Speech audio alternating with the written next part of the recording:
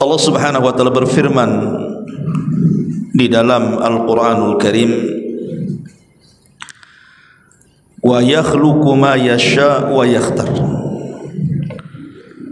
Allah Subhanahu wa taala terkadang menciptakan makhluk-makhluknya, kemudian dari makhluk-makhluknya ada yang Allah pilih.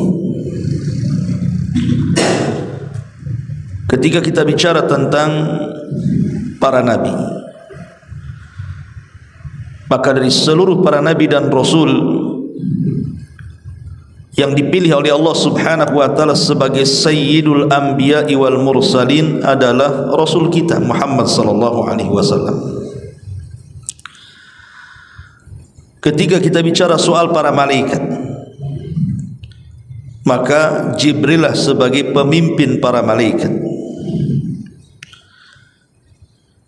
Dan kalau kita bicara soal hari, maka hari Jumatlah sebagai pemimpin hari-hari. Tapi kalau cerita tentang bulan, maka bulan Ramadanlah disebut Sayyidus Syuhur, pemimpinnya bulan-bulan. Kenapa demikian? Karena banyak keutamaan dan keistimewaan yang ada di bulan Ramadan dan tidak ada di luar Ramadan. Ma'asyiral muslimin yang dimuliakan Allah Subhanahu wa taala, tentu karena bulan Ramadan hanya beberapa hari ke depan kita akan menghadapi Ramadan, apa yang terpenting yang kita harus siapkan? Ma'asyiral muslimin yang dimuliakan Allah Subhanahu wa taala, yang pertama mempersiapkan hati. Sebelum kita memulai puasa badan, maka yang pertama kali kita siapkan adalah puasa hati. Karena yang menentukan puasa badan itu adalah puasa hati dia. Disebutkan dalam sebuah hadis, Nabi SAW mengatakan, ala wa inna fil jasadi mudghah. Ingatlah bahwa dalam jasad seseorang itu ada segumpal daging. Idza saluhat saluhal jasadu kullu. Kalau yang segumpal itu baik, maka akan mengakibatkan seluruh badannya baik. Tapi kalau yang segumpal itu, kata Rasul, idza fasadat rusak fasadal jasadu kullu, maka semua jasadnya akan rusak. Kemudian Nabi SAW di akhir hadis mengatakan, ala wahiyal qalb, itulah yang disebut dengan hati. Makanya Imam Ibnul Qayyim rahimahullahu ta'ala sampai mengatakan, al-qalbu kal malik, hati itu seperti raja. Adapun anggota badan itu adalah tentara-tentaranya. Kapanpun seorang raja menggerakkan tentaranya, tentu tentara itu akan bergerak sesuai dengan instruksi rajanya. Artinya kalau sang raja memerintahkan keburukan, maka semua ikut perintah raja. Tapi kalau dia memerintahkan kebaikan, maka seluruh tentaranya juga ikut titah perintah rajanya. Itulah permisalan hati dengan badan. Kalau hati baik, semua badan baik. Kalau hati tidak baik, maka badan pun ikut-ikut tidak baik. Makanya kalau kita melihat ayat-ayat tentang puasa, bagaimana Allah Subhanahu wa taala mengatakan, ya ayyuhalladzina amanu kutiba alaikumusiyam kama kutiba alal ladzina min qablikum la'allakum tattaqun. Wahai orang-orang yang beriman, diwajibkan kepada kalian berpuasa sebagaimana puasa ini diwajibkan kepada umat sebelum kalian. Apa hikmahnya coba? Agar kalian bertakwa. Dan takwa itu letaknya di mana? Kata Nabi SAW, at-taqwa hahuna, sambil menunjuk dadanya. Takwa itu di sini. Takwa itu di dada. Dan takwa itulah yang menjadikan badan seseorang menjadi baik. Karena takwa itu letaknya di hati. Jadi hikmah puasa itu sendiri adalah supaya kita menjadi orang yang bertakwa, yang baik hatinya. Karena hati kalau sudah baik maka semua akan baik. Tapi kalau hati tidak baik maka tidak akan baik semuanya. Maka persiapkan yang pertama adalah hati dulu. Bersihkan hati dari seluruh penyakit-penyakit yang bisa mengotorinya. Ma'asyiral muslimin yang dimuliakan Allah Subhanahu wa taala, lah salah satu yang mengotori hati yang bisa saja kemudian menciderai kemudian puasa-puasa kita kelak di bulan Ramadan adalah dosa. Dosa inilah yang kemudian menjadikan hati itu kotor. Makanya Nabi SAW mengatakan seorang hamba kalau dia melakukan dosa maka akan diberikan satu titik hitam dalam hatinya. Kalau dia melakukan dua dosa maka dua titik hitam akan diletakkan di hatinya. Kalau dia melaksanakan 3, 10, 100 ribu dosa berarti titik hitam itu akan menguasai hatinya sehingga hati akan hitam. Ketika itu hati menjadi sakit bahkan mati. Dan kalau itu yang terjadi maka hati yang seperti ini susah akan menerima hidayah. Maka sebagai persiapan hati di bulan Ramadan adalah tajdidut taubah. Bagaimana kita caranya memperbarui taubat kita. Sebelum masuk Ramadan kalau bisa kita sudah tidak punya dosa. Bagaimana caranya? Tentu yang pertama tanamkan keikhlasan. Tanamkan keikhlasan mulai hari ini. Saya siap melakukan atau meninggalkan dosa karena Allah Subhanahu wa taala. Ingat, dosa itu kan ada 3 macam.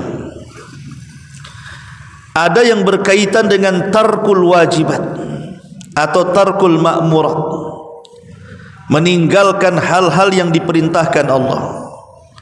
Allah perintahkan salat kita tinggalkan, Allah perintahkan baca Quran kita tinggalkan, Allah perintahkan sedekah kita tinggalkan, Allah perintahkan berbuat baik kita tinggalkan. Itu disebut tarkul ma'murat namanya. Dan ini yang paling parah. Kemudian tingkatan yang di bawahnya disebut dengan tarkul mahdhurat atau fi'lul mahdhurat. Fi'lul mahdhurat itu artinya meninggalkan yang jelas, melakukan yang jelas-jelas diharamkan. Seperti berzina, jelas haram dilakukan. Mencuri jelas haram dilakukan. Ghibah jelas haram dilakukan. Itu dosa di bawahnya tuh. Lah ada dosa lagi yang nomor 3, ini namanya taksir fi ta'ah. Meremehkan di dalam melaksanakan ketaatan. Kadang solat ya solat tapi kurang khusyuk, tidak berusaha untuk dihusyukan, tidak berusaha untuk ditumakninahkan, ya asal-asalan saja. Lah 3 perkara inilah yang kemudian menjadikan orang itu terjerumus kepada dosa. Saya ulang, yang pertama meninggalkan yang diperintahkan. Disuruh sholat tak mau, disuruh puasa tak mau, disuruh zakat tak mau, disuruh haji tak mau. Itu namanya meninggalkan diperintahkan. Atau yang kedua melakukan yang diharamkan. Berzina, minum khamar, berjudi dan yang semacamnya. Atau memudah-mudahkan dalam ketaatan. Dia tidak berusaha untuk menyempurnakan ibadah dan ketaatannya kepada Allah Subhanahu wa taala. Lah karena manusia tidak mungkin lepas dari 3 perkara ini, maka kita dihajatkan untuk bertobat. Mana manusia yang lepas dari 3 perkara coba? Tidak ada. Okelah dia terlepas dari yang pertama. Dia sholat, apapun yang diwajibkan dia lakukan. Atau dia terlepas dari perkara kedua, dia tidak melakukan hal-hal yang diharamkan. Dia tidak berzina, tidak minum khamar dan begitu seterusnya. Tapi yang ketiga tidak bisa ditinggalkan. Sehebat apapun orang beribadah pasti ada kurangnya. Sehebat apapun antum sholat pasti ada kurangnya. Sehingga karena ada kekurangan dalam ketaatan kepada Allah ini, kita harus menyempurnakan dengan cara apa? Dengan tobat. Makanya kenapa kalau antum habis sholat wajib, duhur, asar, maghrib, isya, subuh, pertama zikir yang antum ucapkan apa? Astaghfirullahaladzim wa atubu ilaih. Itu yang pertama diucapkan dalam zikir sholat kan. Setelah sholat antum istighfar 3 kali kan. Apa hikmahnya coba? Hikmahnya kata para ulama, kenapa wirid pertama setelah solat adalah istighfar? Karena kita tidak tahu dalam solat kita ini banyak kelalaian, maka disempurnakan dengan istighfar setelah solat. Ya. Ma'asyiral muslimin yang dimuliakan Allah Subhanahu wa taala, maka penting tajdidut taubah itu. Dengan cara apa? Ya tadi, pertama adalah berusaha untuk ikhlas. Ikhlaskan niat kita karena Allah Subhanahu wa taala. Kita akan menghadapi Ramadan, saya berusaha meninggalkan sesuatu karena Allah Subhanahu wa taala, bukan karena yang lainnya. Ma'asyiral muslimin yang dimuliakan Allah Azza wa Jalla, karena perbuatan dosa ini kan bertingkat-tingkat. Tentu yang paling parah adalah yang disebut dengan al-mulkiyah, menyerupai sifat-sifat Allah Subhanahu wa taala, seperti sombong, merasa tinggi dan begitu seterusnya. Atau sifat syaitaniyah, sifat syaitan, ya. Ataupun mungkin sifat sabuiyah, sifat hewan-hewan buas, zalim dan begitu seterusnya kan. Atau seperti sifat-sifat hewan ternak. Maka dari sini terlahirlah dosa-dosa yang lainnya. Karena dosa itu kan ada yang terlahir dari pandangan, walaupun sekejap mata tapi itu berdosa. Seperti kita memandang aurat, mungkin pada pandangan pertama tanpa sengaja mungkin tidak dianggap, tapi pandangan yang kedua berikutnya menjadi dosa kan. Ataupun karena lafaz, ucapan-ucapan yang tidak sadar bahwa yang kita ucapkan itu rupanya mengandung kemurkaan Allah. Berdusta, berghibah, melaknat, mencaci, memaki dan yang semacamnya. Itu namanya lafaz, melafazkan sesuatu. Atau sesuatu yang terpikirkan dalam hati, dalam terfikir ingin melakukan dosa atau yang lainnya kan. Atau memang betul-betul melakukan dengan sebuah perbuatan dengan cara khutuwat gitu ya. Melakukan maksiat pertama awalnya sekali saja, tahu-tahu pengen 2 kali, pengen 3 kali, pengen 4 kali. Itulah syaitan memberikan langkah-langkah. Lah karena demikian dahsyatnya kemaksiatan itu, maka menjelang Ramadan tajdidut taubah. Yang pertama tadi, tanamkan keikhlasan kepada Allah. Yang kedua, betul-betul meninggalkan maksiat. Dan yang ketiga, berazam untuk tidak mengulang. Kemudian juga kalau ini hak orang lain, maka kembalikan hak itu. Kita pernah mengambil barang orang, balikan. Kalau kita pernah minjam uang, cepat lunasi. Kalau kita pernah menyakiti, minta maaf. Kalau itu berkaitan dengan hak orang. Dan yang lebih penting adalah ikutilah perbuatan buruk dengan kebaikan, maka kebaikan itu bisa menghapuskan keburukan. Makanya Allah Subhanahu wa taala mengatakan innal hasanat yudhibna sayyi'at. Sesungguhnya amalan-amalan kebaikan itu bisa menghapuskan kesalahan. Ma'asyiral muslimin yang dimuliakan Allah Subhanahu wa taala, maka malam ini kita akan membahas lebih fokus kepada sebab-sebab takfir adz-dzunub. Sebab-sebab bagaimana caranya atau amal apa saja yang bisa menggugurkan dosa, supaya di bulan Ramadan kita lebih bisa lagi banyak mengamalkan hal-hal yang dengan amalan itu dosa-dosa kita bisa terhapuskan. Karena bagaimanapun yang namanya Ramadan itu disebut syahru at-taubah, bulan di mana kita mudah untuk bertobat. Tidak ada bulan orang itu mungkin merubah dirinya lebih mudah dibandingkan Ramadan, ya. Ya, apa alasannya coba? Kenapa kalau orang ingin tobat, ingin berubah mudah dilakukan di bulan Ramadan dibandingkan di luar Ramadan coba? Karena Nabi SAW sendiri yang mengatakan, idza ja'akum Ramadan futihat abwabu al-jannah wa ghuliqat abwabun niran wa sufidati syayatin, kan itu ya. Apabila datang bulan Ramadan, pintu sorga yang tadinya tertutup semua terbuka, pintu neraka yang tadinya terbuka semua tertutup, setan-setan yang selalu menggoda semua diikat, dan pintu-pintu langit rahmat Allah turun di bulan Ramadan. Dan kita bisa melihat, kita saksikanlah dengan kedua mata kita, tidak ada masjid di bulan Ramadan kecuali ramai. Tak ada satupun masjid ataupun musola yang lebih ramai dibandingkan Ramadan. Coba di luar Ramadan kayak sekarang ini, habis Isya ini, ya hanya antum-antum aja yang datang. Tapi nanti Ramadan lihat, ramai orang tarawih kan. Kadang-kadang tapak sandal pun jadi tarawih di situ. Luar biasa tuh. Siapa yang mendorong mereka ke masjid coba? Pemanya antum lagi puasa, nggak ada yang dimakan, datang aja ke masjid, berserak tuh makanan tuh. Orang sedekah di mana-mana. Mau yang hijau, mau yang merah, mau yang apa, ada semua. Minuman, gorengan, makanan semua ada di hampir semua masjid.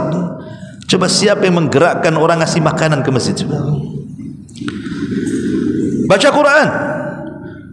Hari-hari kalau kita di bulan Ramadan malam itu hampir semua masjid musola semua keluar baca Quran. Bahkan ada yang sampai jam 2, jam 3 tuh masih terdengar di corong-corong masjid coba. Entah orang entah kaset dah tahu. Yang jelas kan banyak orang yang ngaji kan. Lah masjid penuh orang baca Quran di mana-mana, orang sedekah di mana-mana coba. Orang yang enggak yang ketika di luar Ramadan enggak tutup aurat aja pakai jilbab dia. Pakai jilbab, malu dengan Ramadan. Makanya kenapa Ramadan disebut syahrut taghyir? Bulan mudah orang itu bertobat, bulan mudah untuk berubah. Kalau ingin berubah, berubah di bulan Ramadan. Itu sangat mudah sekali kalau ada azam kuat ingin tobat. Karena Ramadan ini bukan hanya mampu merubah kita, alam semesta dirubahnya. Bayangkan sorga dirubahnya, yang tadinya pintunya tertutup jadi terbuka. Neraka dirubahnya, yang tadinya tertutup, yang tadinya terbuka menjadi tertutup. Alam setan dirubahnya, setan-setan dibelenggu. Pintu-pintu langit terbuka. Bayangkan kalau alam semesta, sorga, neraka, alam jin dan alam-alam yang lainnya bisa dirubahkan dengan Ramadan, masa kita tidak bisa berubah? Makanya orang yang banyak masuk Islam itu kebanyakan di bulan Ramadan. Banyak orang yang tobat itu kebanyakan di bulan Ramadan. Maka ini Ramadan ini sebenarnya syahrut taubah. Bulan kesempatan kita ini untuk bertobat kepada Allah Subhanahu wa taala. Nunggu kapan lagi kalau bukan Ramadan? Tapi ada juga ikhwatul fillah yang disabdakan Nabi sallallahu alaihi wasallam, ragima anfu rajulin adraka Ramadan falam yughfar min dhunubi. Celaka dan binasa ada orang masuk Ramadan, keluar Ramadan satu dosa pun enggak diampuni. Celaka orang ini. Celaka kata Rasul.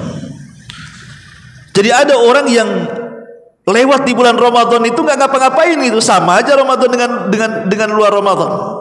Hanya lewat saja Ramadan itu. Makanya sangat disayangkan ada orang yang menyambut Ramadan itu dengan riang gembira, bahagia, sudah terpikir itu pahala yang dia akan dapat di bulan Ramadan itu.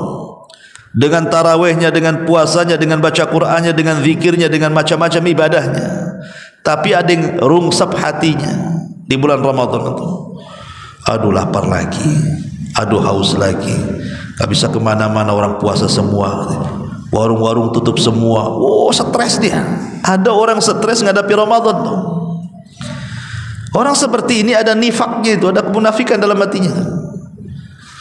Makanya kalau kita lihat menjelang Ramadan, sudah akhir-akhir Ramadan, orang-orang yang beriman mereka sedih. Kalau sudah berakhir Ramadan, orang-orang yang beriman itu sangat sedih sekali. Kalau bisa 1 tahun itu Ramadan. Tapi orang-orang yang dalam hatinya ada kemunafikan, oh paling senang itu. Alhamdulillah sebentar lagi lebaran gitu. Dan lewat Ramadan, lewat lapar, lewat dahaga. Ada orang yang kemudian malah senang dengan berakhirnya Ramadan. Maka hadapi Ramadan dengan kesenangan, bahwa Ramadan adalah syahrut taghyir, bulannya kita bisa berubah, bisa bertobat kepada Allah Azza wa Jalla, maka lakukan amalan-amalan yang dianjurkan oleh syariat Islam tentang amalan-amalan yang bisa kita lakukan selama Ramadan, karena amalan ini bisa menggugurkan dosa-dosa kita. Apa saja? Pertama, al-hirsu ala ada'is salati, jaga salat, terutama salat 5 waktu. Nabi SAW pernah mengatakan, bagaimana menurutmu kalau seandainya di depan pintu rumahmu itu ada sungai, airnya sangat jernih sekali, engkau mandi 5 kali sehari, kira-kira bersih enggak badanmu tuh? Mandi 5 kali sehari, ya bersihlah. Antum saja mandi mungkin 2 kali, pagi sama sore aja kan. Adapun tak ada juga tak mandi dia seminggu sekali kan itu ya. Ini kalau 1 hari 5 kali mandi, apa enggak bersih badan tuh? Nabi ingin mengatakan begitulah salat.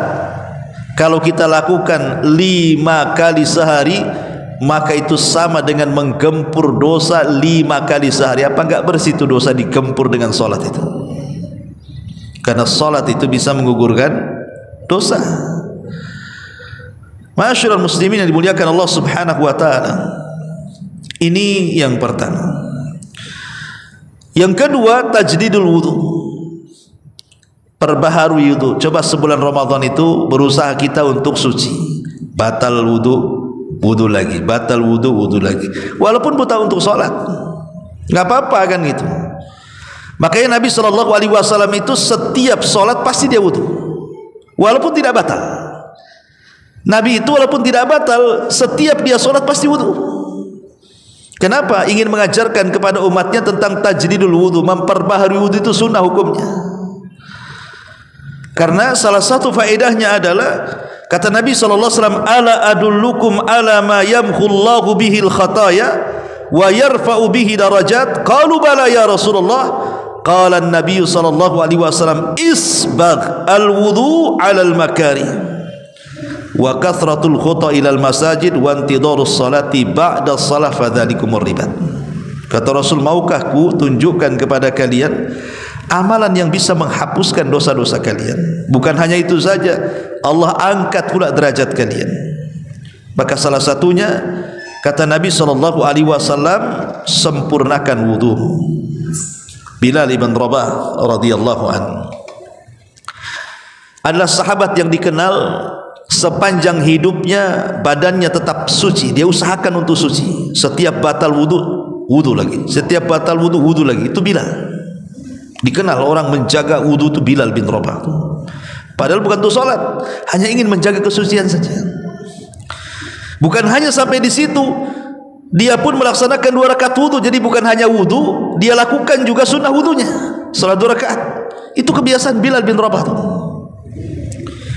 Satu hari Nabi SAW di Isra Mi'rajkan Allah Subhanahu wa taala sampai ke Sidratil Muntaha. Kemudian Nabi SAW diizinkan masuk ke dalam surga. Kemudian Nabi SAW ketika dalam surga dia mendengar suara terompah yang berjalan, suara sandal dalam surga itu yang sedang berjalan. Jadi Rasul bertanya, suara sandal siapa ini? Maka malaikat mengatakan, itu suara sandalnya Bilal. Lah, Bilal belum masuk surga, sandalnya pula ada di surga. Padahal sandal antum lebih mahal loh daripada sandal Bilal. Belum tentu juga lah sandal kita ke surga tuh. Jadi Nabi SAW bertanya kepada Bilal setelah peristiwa itu dan mengatakan, ya Bilal, inni sami'tu khaskhasataka fil jannah, madza tasna ya Bilal? Bilal, ketika aku dalam surga, aku kok mendengar suara terompah sandalmu. Apa yang kau lakukan? Maka Bilal bin Rabah mengatakan, ma tawadda'tu wudu'an illa wa qad shallaitu rak'ataini. Tidak pernah apapun aku amalkan Rasul kecuali aku tidak pernah meninggalkan wudu, dan aku senantiasa melaksanakan 2 rakaat wudu selepas wudu. Itu rupanya amalan Bilal yang menjadikan terompahnya sampai di surga, menjaga wudu. Maka di bulan Ramadan, kalau bisa kita jaga wudu kita 1 bulan kan itu. Syukur-syukur setelah Ramadan jadi kebiasaan kan bagus. Ya. Kemudian yang nomor 3, perbanyak istighfar. Allah Subhanahu wa taala berfirman dalam surah Al-Imran ayat 135, walladzina idza fa'alu fahishatan aw zalamu anfusahum dzakarullaha fastaghfaru lidzunubihim wa man yaghfiru dzunuba illallah wa lam yusirru ala ma fa'alu wa hum ya'lamun. Dan orang-orang yang apabila mereka melakukan sebuah fahisyah, keburukan, atau melakukan kezaliman kepada diri-diri mereka, kemudian mereka langsung ingat Allah dan langsung beristighfar akan dosa-dosa mereka, maka barang siapa yang beristighfar dari dosa-dosa mereka, maka tidak ada yang mengampuni kecuali Allah Subhanahu wa ta'ala, dan mereka tidak terus-menerus terhadap apa yang mereka lakukan. Ayat ini memerintahkan kita bahwa setiap kita melakukan perbuatan dosa dan kesalahan, kalau bisa langsung lisan kita mengatakan astagfirullah. Astagfirullah, kenapalah saya tadi melakukan ini? Astagfirullah, kenapa saya tadi menggibah orang? Astagfirullah, kenapa saya tadi melangkah ke tempat itu? Astagfirullah, kenapa saya tadi melakukan dosa? Jadi langsung istighfar dia. Kalau orang setiap kali melakukan dosa kemudian istighfar, ikhwan, apa sih makna istighfar itu? Istighfar itu adalah talabul maghfirah. Kita meminta kepada Allah maghfirah, ampunan. Dan kalimat maghfirah itu ada dua makna yang disebutkan para ulama. Ketika antum mengucapkan astaghfirullah itu apa maknanya? Maknanya, ya Allah, dengan aku mengucapkan istighfar astaghfirullah, ya Allah, tutupilah dosa-dosaku dari manusia, dan jangan kau azab dosa-dosaku kelak di akhirat. Itu makna istighfar. Meminta kepada Allah agar aib dosa kita tidak ditampakkan kepada manusia, cukup kita dengan Allah saja yang tahu. Yang kedua, kita meminta kepada untuk dosa-dosa kita yang pernah kita lakukan di dunia agar Allah jangan mengadabnya di akhirat. Itu makna istighfar. Coba bayangkan, sering saya katakan sama antum, betapa banyak orang yang kemudian hancur karirnya ketika satu aibnya dibongkar Allah. Mana ada? Awalnya ada orang itu luar biasa, dimuliakan, kemudian dipuji-puji orang. Dia tidak tahu kalau dia ada aib. Ketika Allah bongkar aib itu, satu saja dari sekian aibnya, namanya langsung dicaci maki orang. Oh, rupanya nampaknya dia baik, rupanya begini-begini dia. Kan itu ya. Makanya kenapa kemudian orang itu masih dianggap mulia di mata manusia? Karena aib kita masih ditutup, ya kawan. Coba kalau aib kita dibongkar kepada manusia, ada enggak manusia yang mau menghargai kita? Tidak ada. Yang menjadikan kita mulia di mata manusia itu karena aib kita masih ditutup Allah. Makanya Imam Ahmad ibn Hanbal, ketika kemudian dia sedang belanja ke pasar, namanya imam besar, ulama besar, murid-muridnya banyak di pasar.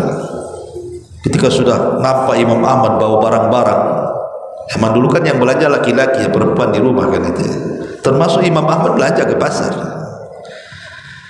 Jadi murid-muridnya nengok gurunya bawa barang-barang, ya namanya muridnya ta'zim, ingin menghargai gurunya, langsung mengatakan, ya imam, sudah barang-barangmu kami yang bawa, kamu jalan kaki saja, semua barang-barang ini kami yang bawa, tidak usah repot-repot.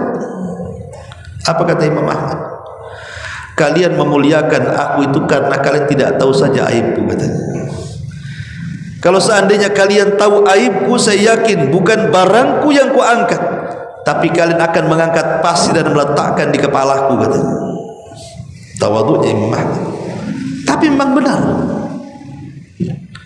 Betapa banyak yang terjungkir balik orang itu ketika aibnya kemudian ditampakkan oleh Allah Subhanahu wa ta'ala. Tidak perlu semua aib ditampakkan, satu aib saja bisa mengukurkan orang itu. Makanya dengan memperbanyak istighfar itu, supaya kita tetap masih dipandang mulia manusia, karena aib kita ditutup Allah. Yang kedua, lebih daripada itu, kita meminta dengan istighfar itu agar dosa-dosa yang kita lakukan di dunia itu tidak diazab oleh Allah. Sebab di dunia ini kalau setiap dosa Allah azab, tidak ada orang hidup di permukaan bumi. Siapa di antara kita yang tidak melakukan dosa? Siapa di antara kita yang tidak melakukan dosa? Makanya ada istilah, tidak ada manusia yang buruknya 100% dan tidak ada manusia yang kebaikannya 100%. Enggak ada. Allah tidak pernah menciptakan manusia itu berbuat buruk saja seumur hidupnya. Sebagaimana tidak ada manusia itu Allah ciptakan berbuat baik seumur hidupnya. Pasti yang namanya manusia itu sekali-kali berbuat baik, sekali-kali berbuat buruk. Itulah manusia. Tidak ada yang sempurna manusia itu. Pasti akan suatu ketika masuk terjerumus kepada dosa. Karena itu sebuah hal yang sudah ditetapkan bahwa manusia itu punya bagian daripada dosa. Kullu bani Adam khatta'un wa khairul khatta'ina tawwabun. Setiap anak Adam itu pasti melakukan dosa. Tidak mungkin tidak. Kalau ada orang mengatakan, tidak, saya tidak pernah melakukan dosa, kadzabta, dusta engkau. Tidak ada manusia yang tidak melakukan dosa. Karena Allah yang, Rasul yang mengatakan, kalau seandainya manusia itu tidak ada yang melakukan dosa, Allah binasakan. Allah akan ganti dengan kaum yang melakukan dosa, kemudian mereka istighfar. Kenapa? Karena Allah suka dengan orang-orang yang bertobat, dan tidak mungkin orang bertobat kecuali melakukan dosa sebelumnya. Macam orang yang tobat tidak melakukan dosa sebelumnya? Allah suka, innallaha yuhibbut tawwabin. Suka dengan orang-orang yang bertobat. Makanya kalau seandainya orang itu melakukan dosa, kemudian bertobat, Allah terima. Kemudian melakukan dosa lagi, dicatat dosa lagi, kemudian bertobat lagi, Allah terima. Kemudian dia melakukan dosa lagi, kemudian bertobat lagi, Allah terima. Begitu seterusnya. Allah akan tetap membuka pintu taubatnya. Walaupun dosa kita ini melambung sampai ke langit, walaupun dosa kita seberat bumi dan isinya, kalau kita datang kepada Allah meminta ampunan, beristighfar, betul-betul bertobat, tidak ada dosa yang tidak diampuni. Maka yang ketiga, perbanyak istighfar. Kemudian yang keempat, as-sadaqah, perbanyak sedekah. Nabi SAW mengatakan, ittaqun nar walau bisyikki tamra. Ittaqun nar walau bisyikki tamra. Takutlah akan neraka walaupun hanya sedekah dengan separuh kurma. Kurma kecil, kalau kita belah jadi dua mana bisa kenyang. Tapi lihat bahasa Rasul, walaupun separuh kurma bisa menyelamatkan kita dari neraka. Kalau sedekah kita lillah, karena Allah. Dan kalau sedekah kita betul-betul disembunyikan, tidak ada yang tahu kecuali kita dengan Allah. Makanya ada istilah, kata Rasul, sadaqatus sir tudfi'u ghadabar rabb. Bersedekah yang tidak ditampakkan alias dirahasiakan, tidak ada yang tahu kecuali Allah saja, itu bisa meredam kemurkaan Allah.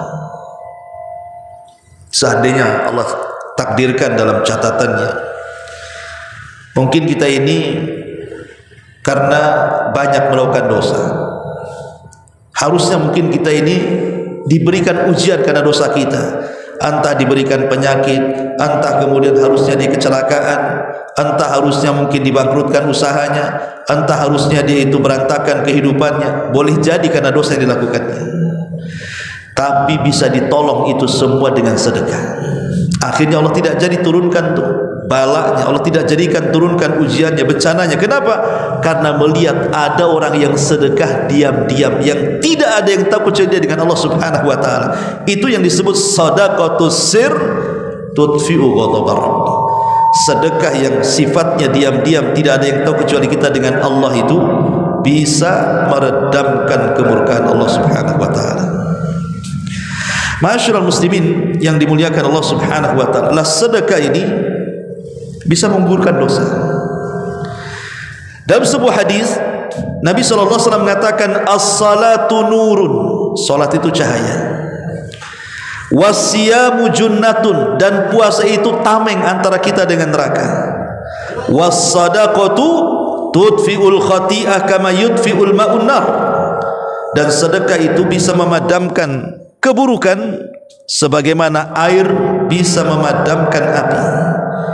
Wal hasadu ya'kulul hasanat kama ta'kulun narul hatab, sementara hasad bisa memakan kebaikan sebagaimana kayu bakar bisa memakan kayu bakar, api bisa memakan kayu bakar. Lihat syahidnya di sini, was-shadaqatu tudfi'ul khati'ah kama yudfi'ul ma'un nar. Dan sedekah itu bisa menghapuskan kesalahan seperti air bisa memadamkan api. Menunjukkan sedekah itu bisa menggugurkan dosa tanpa sadar. Ini yang ketiga. Kemudian yang keempat, yang kelima ya, yang keempat, berpuasa itu sendiri. Kalau kita masuk Ramadan kan kita berpuasa. Jangan lagi cerita puasa wajib. Puasa sunnah saja besar pahalanya. Coba perhatikan satu hadis Nabi SAW mengatakan, man shoma yauman fi sabilillah ba'adallahu wajhahu anin nari sab'ina kharifa. Barang siapa yang berpuasa satu hari saja karena Allah, puasa sunnah maksudnya, Senin Kemis, Ayamul Bid, puasa Daud atau apalah puasa gitu ya. Kata Nabi SAW, siapa yang berpuasa satu hari karena Allah, Allah akan jauhkan wajah dia dari api neraka sejauh berapa? 70 tahun perjalanan. Sab'ina kharifah. Pertanyaannya, kalau anda jalan kaki, jangan berhenti. Selama 70 tahun itu sampai di mana kira-kira? Jalan aja 70 tahun, udah sampai Amerika, udah bolak-balik gitu ya. Jalan kaki itu, kau jalan kaki, gimana naik sepeda, naik motor, naik pesawat, 70 tahun udah sampai mana? Lah wajah kita ini dijauhkan dari api neraka selama 70 tahun perjalanan. Coba, itu puasa satu hari itu puasa sunnah. Semana pula puasa wajib. Makanya Nabi SAW sampai mengatakan, man shoma ramadhanan imanan wahtisaban ghufira lahu ma taqaddama min dhanbi. Barang siapa yang berpuasa Ramadan penuh iman dan mengharap pahala Allah, Allah akan ampuni dosa-dosanya. Jadi puasa itu sendiri adalah menggugurkan dosa. Ini yang keempat. Kemudian yang kelima, at-tasamuh wal afu. At-tasamuh wal afu artinya berusaha untuk mudah memaafkan kesalahan orang, lapang dadanya dengan kesalahan orang. Ikhwat, tidak semua orang sanggup memaafkan kesalahan orang. Minta maaf itu berat, tapi memaafkan itu kan lebih berat lagi kan. Saya ingin minta maaf, berat, rasanya malu. Dia tidak sadar yang memaafkan itu lebih berat lagi. Enak saja sudah buat salah, datang-datang minta maaf. Gitu ya. Kadang orang tidak mau memaafkan kan, karena berat memaafkan itu. Minta maaf sudah berat, memaafkan lebih berat lagi. Jangan sekelas kita, Abu Bakar Siddiq, sekelas Abu Bakar. Jadi Abu Bakar Siddiq radhiyallahu anhu itu punya kerabat namanya Mistah. Mistah ini masih kerabatnya. Jadi Mistah ini sama Abu Bakar itu didanai, rumah disediakan, uang bulanan dikasih, makan minum dikasih sama Abu Bakar. Abu Bakar orang kaya, jadi yang ngerangkul kerabat-kerabatnya, jadi dikasih makan sama dia.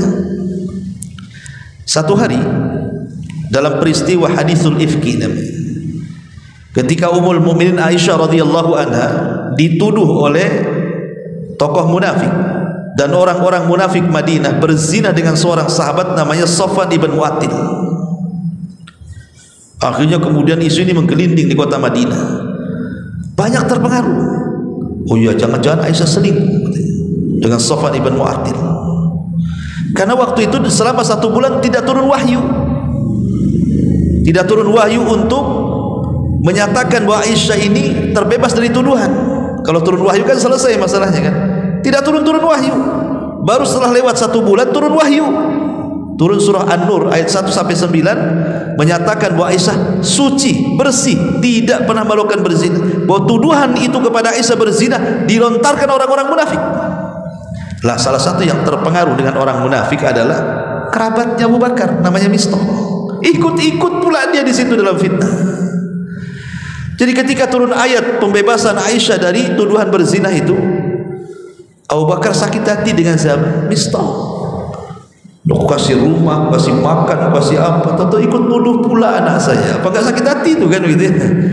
Ibaratnya antum punya saudara, antum kafil mamanya di Batam, dikasih rumah, dikasih ini, semua dikasih, tahu-tahu dia pula memfitnah kita.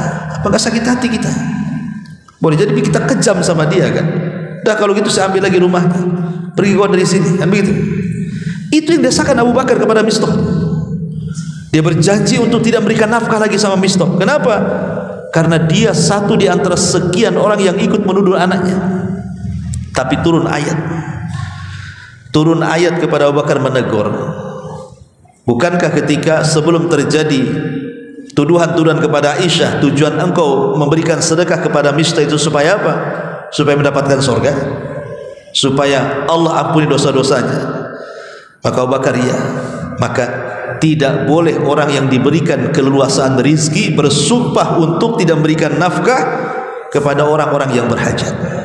Akhirnya Abu Bakar pun sadar dan mencabut kata-katanya untuk tidak menafkahi, bahkan akhirnya menafkahi lagi lebih besar daripada sebelumnya. Coba bayangkan, kalau kita disakiti orang, mana mau kita bantu dia? Tapi itu Abu Bakar. Makanya kenapa sifat tasamu dan afu ini sifat mulia. Mudah memaafkan, mudah lapang dada, itu sifat mulia karena tidak semua orang bisa masalahnya. Memaafkan itu kan tidak semua orang bisa melapangkan dada itu kan. Maka di zaman Nabi SAW, ketika Rasul dalam masjid itu, kata Rasul, no, sebelah sana no, akan muncul laki-laki, dia masuk surga, termasuk laki-laki penghuni surga. Semua pandangan sahabat tertuju kepada pintu itu. Rupanya keluar dari pintu itu anak muda, basah kepalanya, jinjing sendal, lewat masjid. Besoknya Rasul mengatakan sebentar lagi akan keluar anak muda dari pintu itu dan dia termasuk penduduk surga. Rupanya dia lagi. Besoknya Rasul ngomong begitu lagi, dia lagi. 3 kali Rasul mengatakan asli dia aja yang keluar. Ada seorang sahabat namanya Abdullah ibn Amr ibn As radhiyallahu anhu. Abdullah ibn Amr ibn As itu kan terkenal ibadahnya tuh. Salat malamnya terkenal, baca Qur'annya terkenal, zikirnya pokoknya wah, luar biasa Abdullah bin Amr bin As. Kalau soal ibadah top markoto bahasa kita. Jadi dia cemburu.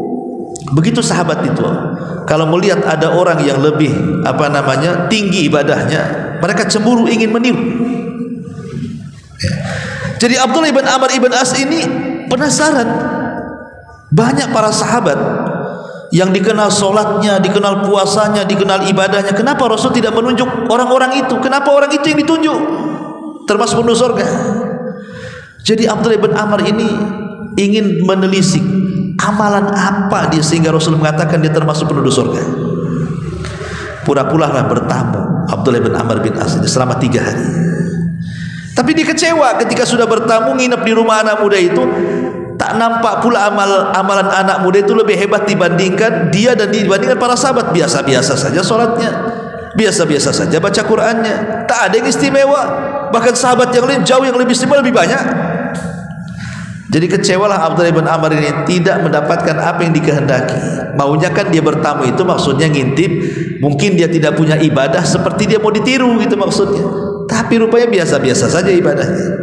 Jadi dia baru bicara setelah 3 hari dia terus terang.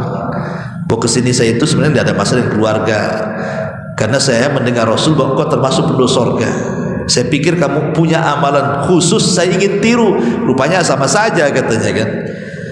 Akhirnya kemudian anak muda ini mengatakan, begini wahai Abdullah bin Amr, saya ini kalau sebelum tidur, sebelum saya pejamkan mata, maka saya keluarkan semua hati saya dan saya katakan saya akan maafkan malam ini semua orang yang pernah mendolimi saya, dan saya tidak akan tidur sampai saya memaafkan semua orang-orang yang telah melakukan kezaliman kepada saya. Baru saya tidur, dan itu saya lakukan setiap hari. Sebelum tidur saya lapangkan dada, saya maafkan semua, saya maafkan semuanya. Mau menggibahin saya, orang yang menghina, mencaci, memaki, saya maafkan. Kemudian tidur. Kata Abdullah bin Amr, ini yang tidak dimiliki sahabat yang lain. Boleh jadi mereka memiliki pahala sholat, pahala puasa, pahala baca Quran, tapi belum tentu mereka memiliki pahala hati. Lihat bagaimana istimewanya pahala hati di sini. Amalannya apa? Memaafkan orang sebelum tidur. Kita samuh namanya. Kan luar biasa. Makanya kemudian Allah Subhanahu wa taala mengatakan wa anta'fu aqrabu littaqwa wa la tansawul fadla bainakum.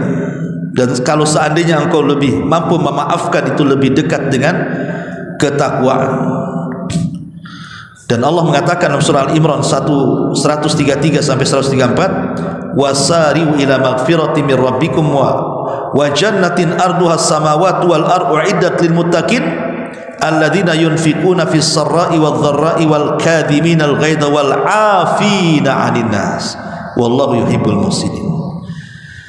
Bersegeralah kalian menuju ampunan Rabb kalian, dan surga yang seluasnya langit dan bumi itu Allah sediakan bagi orang-orang yang bertakwa. Siapa mereka?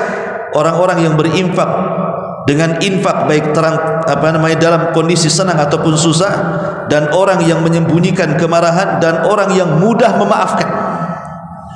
Ya, Allah sediakan surga bagi mereka. Ini yang kelima. Yang keenam, al-hajj wal umrah. Kalau kita mampu di bulan Ramadan, haji. Karena haji itu bisa menggugurkan dosa. Maksudnya dengan umrah di bulan Ramadan kita sudah dapat pahala haji. Kata Rasul apa? Al-umratu fi Ramadan ta'dilu hajjata ma'i. Ibadah umrah yang dilakukan di bulan Ramadan sama dengan haji bersama. Dan lihat pahala haji, kata Rasul, pulang dari ibadah itu seperti anak yang baru dilahirkan dari rahim ibunya. Kalau bayi baru dilahirkan punya dosa enggak? Enggak punya dosa kan? Makanya kenapa orang-orang yang haji itu kalau seandainya mereka meninggal saat haji dan lillahi ta'ala ketika hajinya, apa kata Rasul? Al-hajjul mabrur laisa lahul jaza illal jannah. Haji yang baik itu tidak ada balasan yang pantas kecuali surga. Karena pulang dari haji aja enggak punya dosa kan? Kalau hajinya lillah. Karena kalau cerita haji ini, oke lah, pemerintah kita ini Masya Allah kan, mungkin karena seringnya memberangkatkan haji setiap tahun secara administrasi, keuangan, manajemen dan begitu seterusnya sudah tidak dilakukan lagi. Cuman kadang-kadang yang harus dimantapkan harusnya saat manasik haji itu apa itu? Niat. Banyak yang kemudian orang haji itu niatnya bukan karena Allah. Ya, banyak yang seperti itu. Sehingga masalah remeh temeh saja, panggilan orang sudah haji tidak dipanggil Pak Haji itu sakit hati itu. Aku udah haji, panggil Pak Haji gitu. Sakit hati, udah peci dah putih masih juga dipanggil nama katanya. Ada orang yang apa, merasa uang udah habis tidak dipanggil hak saja kadang-kadang sakit hati. Ini kan niatnya perlu diluruskan. Anda ini haji supaya dipanggil Pak Haji atau apa gitu. Itu contoh saja, contoh kecil gitu ya. Lebih daripada itu kadang-kadang niat yang mungkin tersembunyi. Seperti umpamanya orang berpikir, kalau saya haji saya pengen mati lah di kota Mekah. Jadi hajinya bukan untuk menyempurnakan rukun Islam, tapi pengen mati di kota Mekah. Dia pikir kalau mati di sana masuk surga gitu maksudnya. Makanya ada seorang ibu-ibu datang bertanya, Ustaz, tolong doakan saya gitu. Sini haji ketiga kali saya. Oh, ibu sudah haji 3 kali ya gitu. Ini haji ketiga kali, jangan sampai meleset doa saya wahai Ustaz gitu. Apa doa ibu? Cuman satu, Ustaz, doakan saya kalau saya jadi haji ketiga kalinya ini saya ingin mati di kota Mekah katanya. Niatnya ingin mati di kota Mekah. Jadi digoyoni lah ibu ini. Ibu bisa bahasa Arab? Tidak bisa. Jangan mati di sana. Malaikat sana nanya ya pakai bahasa Arab. Ibu tidak bisa bahasa Arab. Mati di Batam aja lah. Pakai bahasa Melayu malaikatnya. Maksudnya ini guyonan saja. Jadi orang mati itu di mana saja, bukan ibrah. Jadi ibrah kematian itu bukan di mana Anda mati, tapi ibrah kematian itu bagaimana caranya kita mati. Husnul khotimah ke husnul khotimah. Sekarang kalau umpamanya mati di kota Mekah, sementara niat hajinya saja tidak karena Allah, Ya, niat hajinya tidak karena Allah. Terkadang ketika haji dia melakukan kesyirikan pula dia. Tambah banyak orang yang ketika talbiyah mentauhidkan Allah, labbaik Allahumma labbaik, itu kan talbiyah tauhid, la syarikalah, tidak ada sekutu bagi Allah. Tapi ketika manasik haji masih juga meminta-minta kepada makhluk di situ kan, meminta-minta kepada kuburan. Saya bayangkan, masyarakat muslimin yang dimuliakan Allah Subhanahu wa taala, intinya bahwa umrah, kalau punya uang umrah di bulan Ramadan itu ibadah salah satunya adalah bisa menggugurkan dosa dan pahalanya sama dengan haji bersama Nabi. Terserah mau di awal, di tengah, di akhir, kalau ada rezeki umrah di bulan Ramadan. Kemudian yang nomor 7, tafrij kurubat an mu'minin, berusaha untuk menghilangkan kesulitan orang di bulan Ramadan. Kalau Allah lapangkan rezeki kita, ya kalaupun mungkin tidak membantu orang secara materi uang, bisa kita bantu orang dengan tenaga. Oh tidak bisa dengan tenaga, bisa dengan pikiran. Oh tidak bisa dengan pikiran, bisa dengan ucapan. Ketika Nabi SAW ditanya tentang afdalul a'mal, amal yang paling afdal, amal yang paling dicintai oleh Allah Subhanahu wa taala, apa kata Rasul? Sururun tudkhiluhu ala qalbi muslim. Kebahagiaan yang kita masukkan di hati seorang muslim itu seafdal-afdalnya amal. Atau dalam istilah para ulama disebut jabrul khawatir namanya, menembel luka orang. Ini amal yang paling agung, amal yang paling mulia itu menembel luka orang. Orang ini sedang terluka, kita datang, kita tempel lukanya. Orang ini sedang sedih, kita datang, kita bahagiakan hatinya. Orang ini sedang gundah gulana, kita datang, kita senangkan hatinya. Orang ini sedang susah, sedang kalut, kita datang, kita lapangkan dadanya. Itu amalan yang paling luar biasa. Makanya saya heran, ada orang yang suka nyakiti orang. Orang yang disakiti ini sebenarnya dia sudah banyak sakit dia itu. Udah ngurus anaknya, mungkin kalau dia seorang ibu ngurus suaminya, ngurus macam-macam, lelah dari kehidupannya. Coba bayangkan, kita datang pula menyakiti hati dia, sudah lelah, lebih lelah lagi. Coba bayangkan. Kadang orang tidak tahu kan urusan orang kan. Orang itu sudah lelah hidupnya, jangan dibuat lelah dengan kata-kata kita kepada dia. Orang itu sudah capek, punya kehidupan sendiri. Pagi dia berangkat kerja sampai malam. Bagaimana dia habiskan waktunya hanya untuk mencari uang. Belum lagi dia punya keluarga, sibuk dengan keluarganya, dengan anaknya, dengan kerabat-kerabatnya. Kita yang tidak ada hubungan dengan dia mungkin terfitnah, ikut juga menjelek-jelekan dia. Subhanallah. Antum namanya orang itu sudah jatuh, antum timpa lagi dengan batu kan itu. Bukannya nangin orang. Seorang muslim itu harus jabrul khawatir. Ya, jangan membuat luka semakin menganga. Harusnya luka itu antum tempel supaya mengecil, supaya orang yang susah jadi senang. Lah itu disebut tafrijul qurbat an mu'minin. Maksudnya menghilangkan kesulitan-kesulitan bagi seorang muslim. Sebisa mungkin kalau memang dia punya aib, kita tutup aibnya. Berikan uzur yang banyak. Karena terkadang ini ada orang berbuat salah, terkadang kesalahannya saja yang dilihat, kebaikannya tidak dilihat. Apalagi kalau orang ini memang orang baik, ya, ketika melakukan kesalahan satu kali, kebaikannya hilang, kesalahannya itu disebut-sebut. Kan tidak adil, ikhwan. Kata Nabi SAW, la yafruku mu'minun mu'minatan. Tidak boleh seorang suami mencela istri, atau seorang istri mencela suami. Kalau dia tidak suka dengan satu akhlaknya, lihat akhlak yang lainnya. Kita tidak suka dengan tetangga, jangan lihat kejelekan tetangga kepada kita, lihat kebaikan dia juga kepada kita. Timbang, tetangga saya ini masih lebih baik, 10 tahun saya bertetangga, kalau saya hitung-hitung dia masih jauh lebih baik dibandingkan kesalahannya. Memang kesalahannya fatal, tapi saya timbang-timbang dia kebaikannya lebih banyak. Tak jadi pula akhirnya kita nyakiti tetangga kan. Harusnya seperti itu, ya. Yang terjadi di masyarakat tidak. Kalau ada preman, jelas preman kan, hidupnya dia dunia preman, tahulah kan itu. Bertobat dia, oh tobatnya yang dibicarakan, keburukannya hilang kan. Coba kita balik, seorang ustaz hari-hari berdakwah, ngajak manusia kepada kebaikan, sekali kepleset ustaznya tak kena, itu pula yang dibicarakan. Coba kan ya. Adilnya di mana coba? Kadang-kadang aneh. Kadang-kadang saya lihat tuh ada seorang ustadz yang dulunya dielulukan oleh santri-santrinya, kemudian dia melakukan kesalahan. Tiba-tiba yang salahnya itu yang dibicarakan. Seolah-olah apa? Maunya santri itu, ustadz itu kayak malaikat kalau bisa. Ya, tapi dia tidak sadar dia itu iblis masalahnya. Jadi minta ustadznya kayak malaikat, dia tidak sadar kalau dia jadi iblis gitu.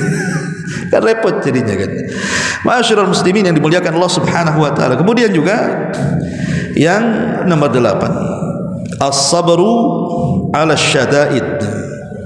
Bersabar ketika mendapatkan banyak ujian. Sabar itu memang enak diucapkan di lisan tuh. Sabar, sabar. Sabar. Insyaallah saya sabar. Kan ada ya. Sambil mulus dada, insyaallah saya sabar. Sabar ya, insyaallah saya sabar.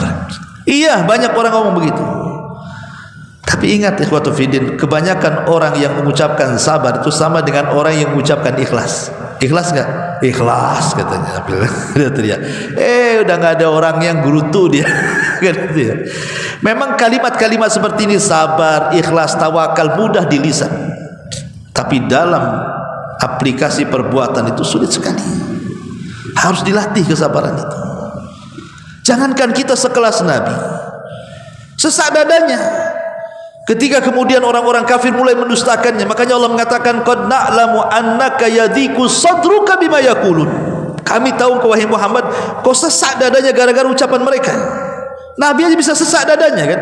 Ketika orang-orang kafir kemudian menolak dakwahnya, mengatakan dia gila, dia penyihir, dia pemecah belah, macam-macam. Itu sekelas Nabi bisa sesak dadanya. Apalagi kita kan begitu. Tapi Allah Subhanahu wa taala membimbing Nabi kita bagaimana cara mengolah menjadi sebuah kesabaran. Makanya Nabi memberikan ajaran-ajaran untuk bagaimana seorang muslim itu bisa sabar dengan memberikan pahala dan balasan. Innama yuwaffas sabiruna ajrahum bighairi hisab. Bahwa pahala orang sabar itu tanpa batas. Berarti kesabaran juga tanpa batas, karena pahalanya tanpa batas juga. Saya sudah habis kesabaran Ustaz. Kan gitu. Sabar itu tidak akan habis batasnya. Yang membatasi kesabaran itu kita. Tapi sabar itu tidak ada batasnya, karena pahalanya juga tanpa batas. Makanya memang perlu dilatih kesabaran itu. Makanya Nabi SAW mengatakan, ma yusibul muslimin nasabin wala wasabin wala hammin wala hazin wala adhan wala gham hatta syaukati yushaquha illa kaffarallahu biha min khataya. Tidaklah seorang muslim terkena musibah dengan berbagai macam musibah, sampai pun kalau kata Rasul, mungkin antum sedang jalan pakai sandal, ada pula lah duri ikan itu nancap di sandal, kena pula kaki kita sampai mengaduh sakit antum. Kalau antum ketika kena duri ikan kemudian antum mengharap pahala Allah, maka kesalahan kita akan dihapuskan. Boleh jadi ini menggugurkan dosa ya. Kemudian juga yang nomor 9, kafalatul yatim, berusaha mengkafil anak yatim. Kemudian yang ke-10, berwudu, tadi sudah saya jelaskan juga. Termasuk juga memperbanyak zikir, karena banyak lafaz-lafaz zikir itu kalau kita baca itu bisa menghapus dosa. Seperti Rasul mengatakan, man qala subhanallah wa bihamdihi mi'ata marrah, barang siapa yang mengucapkan subhanallah wa bihamdihi 100 kali, maka dosa-dosanya akan dihapuskan walaupun sejumlah buih yang ada di lautan. Contoh begini.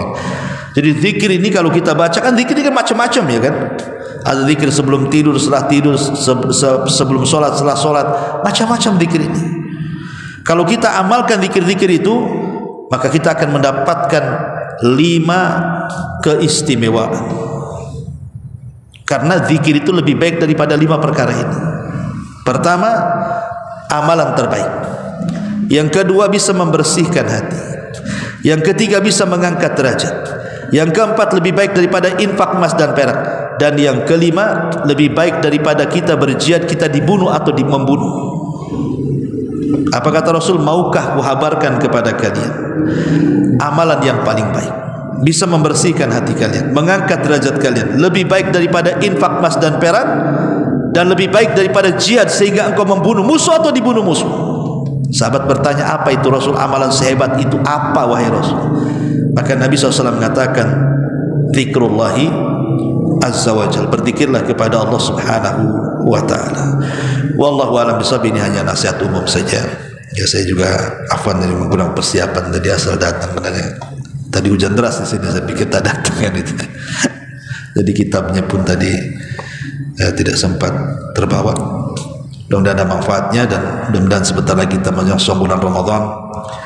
Kita berdoa kepada Allah subhanahu wa ta'ala, kalau kita melihat hilal di bulan Ramadan, hendaklah membaca Allahumma ahillahu alaina bil amni wal iman wassalamati wal islam wat taufiq lima yuhibbu rabbuna wa yarda rabbuna wa rabbukallahu azza wa jalla. Ini doa yang diajarkan, walaupun sebagian ulama melemahkan hadis ini, tetapi tidak mengapa karena kandungan maknanya baik. Berdoa dengan doa, kalau nanti pas pemerintah kita sidang isbat, biasanya kan maghrib itu diumumkan kan, besok penentuan 1 Ramadan. Maka ketika pemerintah sering saja mengumumkan besok 1 Ramadan, angkat tangan, kita katakan Allahumma ahillahu alaina bil amni wal iman wassalamati wal islam wat taufiq lima yuhibbu rabbuna wa yarda rabbuna wa rabbukallah. Ya Allah, mudah-mudahan bulan yang tampak kepada kami, 1 membawa keamanan, 2 membawa keimanan, 3 membawa keselamatan, 4 membawa keislaman, dan 5 membawa taufik. 5 inilah bekal kita di bulan Ramadan. Pertama, aman. Orang kalau tidak aman tidak bisa puasa.